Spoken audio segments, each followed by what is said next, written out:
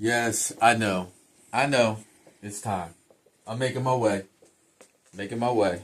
I'm coming. I'm coming. Here we go. I'm here. Yes, I am. You know who it is. It's Zeus Cruz of Olympian Multimedia giving you another segment of Get Things Done. In this particular segment, we're going to be discussing about music. We highlighted it in some past videos for you guys out there, the importance of creating or utilizing plugins to enhance your music production. So today, we're going to try to help with your workflow as you're going about putting together your music project in terms of creating your own FX chain and your master bus. So we discussed before with the FX chain, FX being effects that you utilize within your plugins, just to create a better workflow so that you can kind of create that fluency and a little bit more structure as you're putting together your instrumentals and your musical projects, to just have an inventory already created so that you can just, boom, put it right into your track and it's already ready to go. All you have to do is go about doing your parameters, setting in parameters, mixing it accordingly so that your whole production is good. So let's check it out. As we go to the screen, yes, we got things a little bit differently, guys. We're here setting up here, one of the workstations. But to show you here, we're going to go to Cakewalk. As you guys know, this is a main DAW that we utilize here. Definitely advocated it for you guys out there. Definitely, you should definitely check it out. It's free. Remember, if you want to utilize Cakewalk, all you have to do is set up a profile with BandLab, and then you can download it for free. So definitely give it a chance and check it out. I'm not going to upload any kind of musical project, any types of tracks with actual audio or sounds attached to it. I'm just going to show you the basics of how to go about doing it. I'm just going to simply create a 4-track interface. So as you notice, we got the DAW set up. And most DAWs are pretty much the same when it comes to the interface. You have your taskbar at the top with a bunch of different functions that you can utilize. And then usually you have what is called an audio rack. In this particular case, it's to the far left, where it shows your master and it shows your track. And then usually, if you just want to make things a little bit more easier, you could change your views. Here we have a console view where it expands the rack. And again, you have your master, your metronome. They even have a preview channel. So remember, each one of these, the tracks is up here where you go to record. And then within the mixer, they're laid out into what you call channels. So to get started with creating your FX chain is really not that hard, at least for Cakewalk. For most DAWs, they're pretty much similar in its process, but definitely do your research depending on what DAW that you're going to utilize.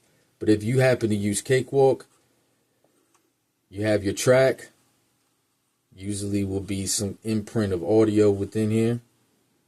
But just for the sake of illustration or just showing you guys the basics, you just go to FX, you scroll down, and you have insert audio FX or your effects. And then usually as the plugins, they will automatically synchronize to the DAW itself. So once you have it downloaded onto your computer and it's been placed into a folder, Cakewalk will automatically synchronize and register it onto the DAW itself. And then it's usually broken down, as you notice, into different categories. You know, you have your delays, distortions, dynamics, EQs, mastering, reverb, so forth and so on. Right? So if I had a track on here just for the sake of demonstration, I'll just go ahead and click this first one right here, which is ROM.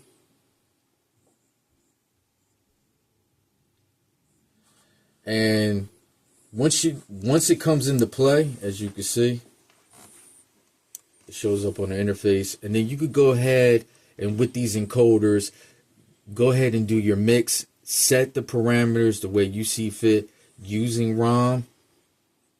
ROM is a reverb, and it's great. It's a plugin that's provided by Native Instrument, so definitely check it out. And it's free, so you don't necessarily have to have the Native Instrument software suite to use it. You actually can download ROM for free, so I definitely recommend it. Once you set all your parameters, you will go ahead and exit out. And then you probably want, usually a chain involves more than one plugin. So we'll go right back up here. And then we're going to use Replica. And as you see, instantly the plugin comes up. Again, you're doing the same thing. You're mixing, using the encoders. Do your playback, feedback, get an understanding of how you want to work this plugin accordingly to your production. Replica is a delay plugin. And again, this is also free as well, that you can download online. Again, you set your parameters and you're good to go. Then we'll just add one more. This transient master. And as you see, it comes up. Transient master is also free as well. You could probably download it off a website called Plugin Boutique. So definitely check that out. Transient is just a dynamic. Transient master is just a dynamic. Transients are basically subtle sounds. Once they're inputted within the first few seconds, you could go ahead and use these encoders, give it a more sustained gain attack. Again, you're setting it up just like you do any other plugin, and now you're good to go. So now you have a small rack here, if you notice here, of 3 different plugins. All right. So once everything is set, you can right click, and if you notice right here, you can instantly convert it into an FX chain. So you created your rack, now you can make it into a chain instantly and utilize it within the track. Or if you're good with what you have and you just want to go straight to putting it to your library, you could just click on Save FX Rack as an FX chain preset. So once you click on it, you want to give it a file name. So I'm just going to put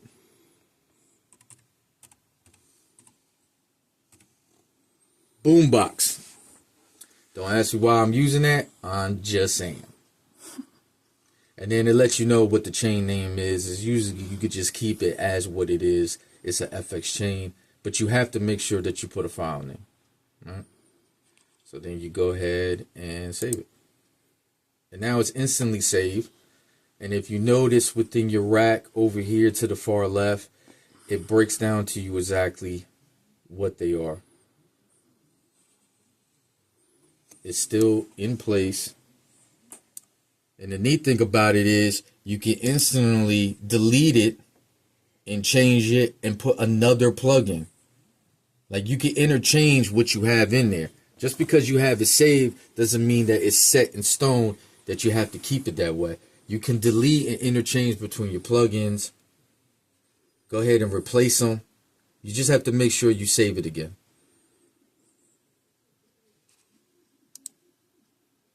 So now for the sake of this demonstration, we're just going to go ahead and delete all.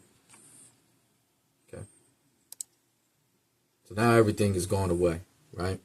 So if you have reopened this window, reopened this interface, and you're back to once again working on your music production or your music project, you could just go up here. And if you notice here, it says insert FX chain preset. You click on it and look, you have it saved already. You're just going to double click on the file, and wow, it instantly comes into play. Now this chain, as you see here, it's going to encompass the entire track. So understand that once you create a chain, that whatever changes you make, it's going to affect the entire track. And as you can see, you can, with your sliders, you can put as much input or output as you want. And then you can also turn it off and turn it back on. So you don't have to be stringent on it as well. What do I mean by that is, I did say that it would affect the entire track, but you also can create clips within your track, and then you can utilize your FX chain accordingly to which clip that you want, if you didn't want the whole track to encompass your FS chain.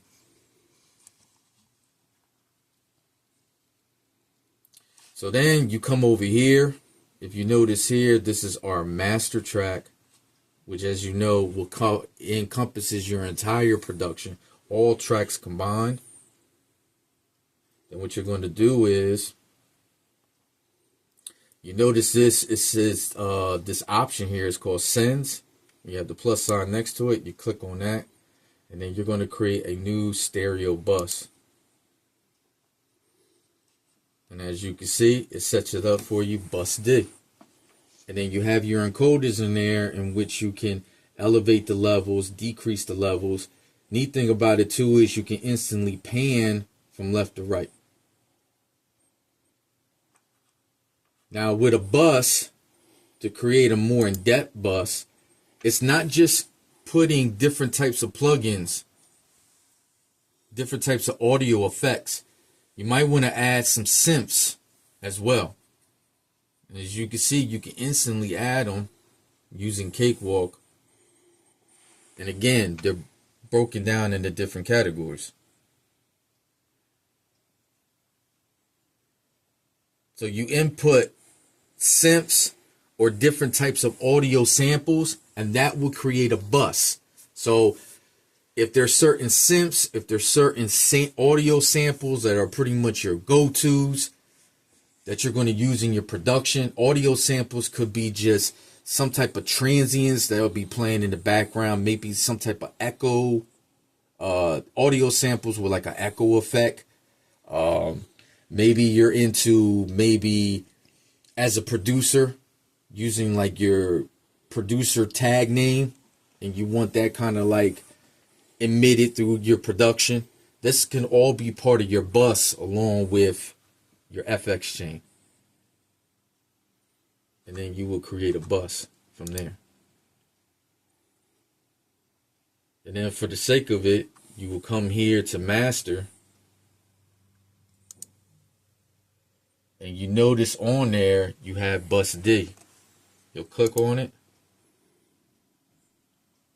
And if you notice within your track, you have bus D.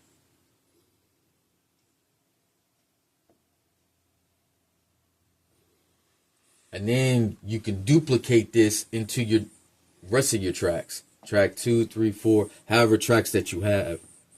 So everything associated with that bus or that small little inventory of different types of samples or different types of effects, they're going to be utilized within the track that is highlighted.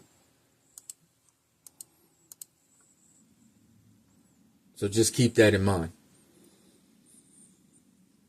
If you're utilizing the bus strictly from a master within your master track or your master channel, Understand that that's going to be throughout your entire production. So just keep that in mind as well. It's not going to be singular to just one track. It's going to be your entire music production. And that's about it. It's pretty simple. Again, do your research when it comes to different DAWs that you're using, because the process might be a little bit different. But for the most part, they're pretty much similar in frame. But you definitely want to utilize it to create a better workflow when it comes to like doing different things within your music production. You do want to make things easier. I'm not advocating for you to work faster, as it were, right? Because you may not get the results that you want, right? So what I'm advocating for is why not just make it easier for you? If you could put some subtle little shortcuts in there to just kind of better your workflow long term, why not utilize it, right? Just food for thought. Anywho, you know who it is. It's Zeus Cruz of Olympian Multimedia.